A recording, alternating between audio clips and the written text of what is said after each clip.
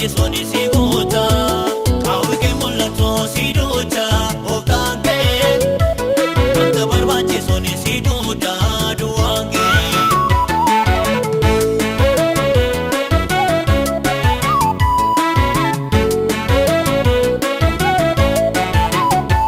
Waantuma jaalladha atteerraan taa'ini hin gombisaan gooftaani abaariidhaa minni dhaabatee turuu ofiisaatiin kufa warra kiyyoo maroon yerootitti dhufa.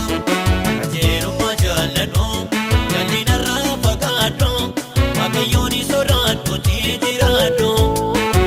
Ooftaan kee dhiibata gammachuun si muuda oodaan kee ammoos wanta barbaachisoon si goota kaawwee mul'atu si duuta ooftaan kee wanta barbaachisoon si duuta duwwaan kee.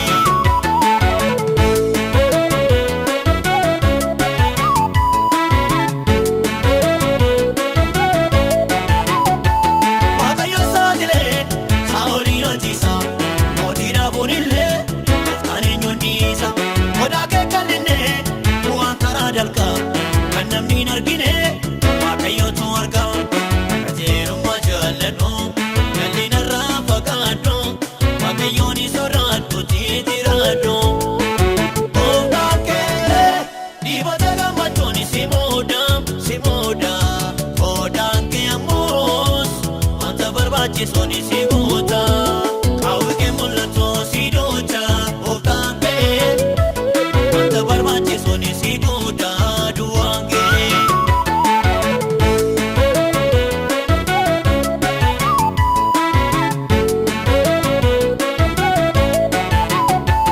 Abboomuu wayyaa arsaasaa caalu jalqaba kee mannaa booddee siifaa tolu. Daandii sobaan darbanii gana namaa dhibaa gaarii gochuuf namayii galgala kee jibaa. Qajeelummaa jaalladhu jallinarraa fagaadhu waaqayyoon sodaadhuutti jiraadhu.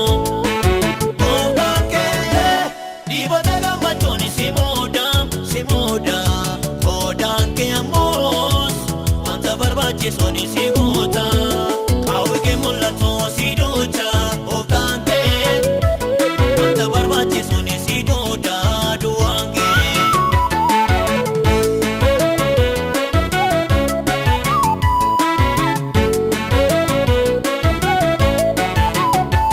Waaqayyoon sodaachuun wabii jireenyaati dhibatii gammachuu simboo nama laatti.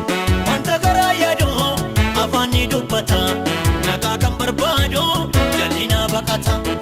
Qajeelummaa jaalladhu jallinarraa fagaadhu waaqayyoon sodaadhuutti jiraadhu.